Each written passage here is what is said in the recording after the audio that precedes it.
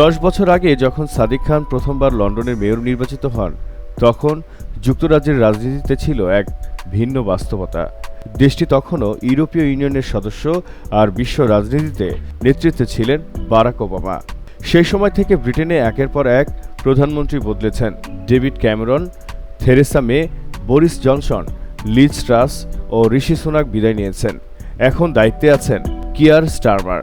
কিন্তু লন্ডনের সিটি হলে এখনও বহাল আছেন সাদিক খান। দক্ষিণ লন্ডনের এক বাস চালকের ছেলে খান টানা 3 বার নির্বাচিত হয়ে লন্ডনের ইতিহাসে দীর্ঘতম সময় দায়িত্ব পালনকারী মেয়রদের একজন হয়ে উঠেছেন। নিজের 10 বছর পূর্তি উপলক্ষে তিনি বলেছেন, লন্ডন আসার এক জীবন্ত উদাহরণ।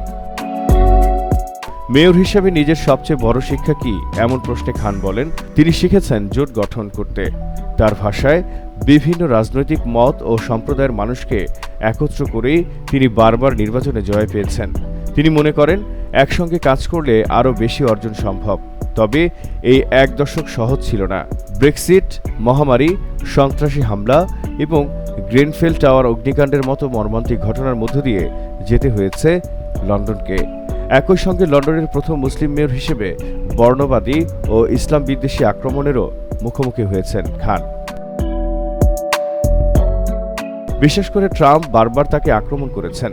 ট্রাম্প একসময় খানকে ভয়ঙ্কর মেয়র বলে মন্তব্য করেছিলেন। জবাবে খান ট্রাম্পকে বর্ণবাদী ও ইসলাম বিদ্বেষী বলে আখ্যা দেন। এখনও তিনি মনে করেন, বহুত্ববাদী ও উদার শহর হিসেবে লন্ডনের অস্তিত্বই চরম জাতীয়তাবাদের বিরুদ্ধে একটি প্রতীক।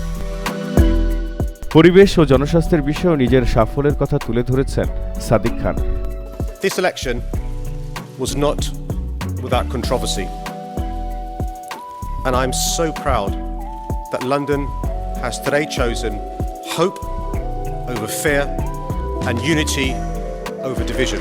তার নেতৃত্বে লন্ডনে সম্প্রসারিত হয়েছে অতি নিম্ন নির্গমন অঞ্চল, বেড়েছে সাইকেল লেন, চালু হয়েছে বৈদ্যুতিক বাস এবং শহর জুড়ে বৃক্ষরোপণ কর্মসূচি। লন্ডনের বায়ু দূষণ কমাতে তার পদক্ষেপ আন্তর্জাতিকভাবেও প্রশংসিত হয়েছে। খানের দাবি, গত 1 দশকে লন্ডন আরও সবুজ, নিরাপদ ও ন্যায্য শহরে পরিণত হয়েছে। তবে সামনে এখনও বড় চ্যালেঞ্জ রয়েছে। জলবায়ু পরিবর্তন, তাপপ্রবাহ, বন্যা এবং বায়ু দূষণ মোকাবিলায় আরও কাজ করতে হবে বলে তিনি স্বীকার করেন। তবু ভবিষ্যৎ নিয়ে আশাবাদী সাদিক খান। তার কথায়, লন্ডনের ইতিহাসই হল আমরা প্রতিকূলতা থেকে ঘুরে দাঁড়াই এবং আরও শক্তিশালী হয়ে ফিরে আসি। জহিরুল ইসলাম, বাংলার জানালা।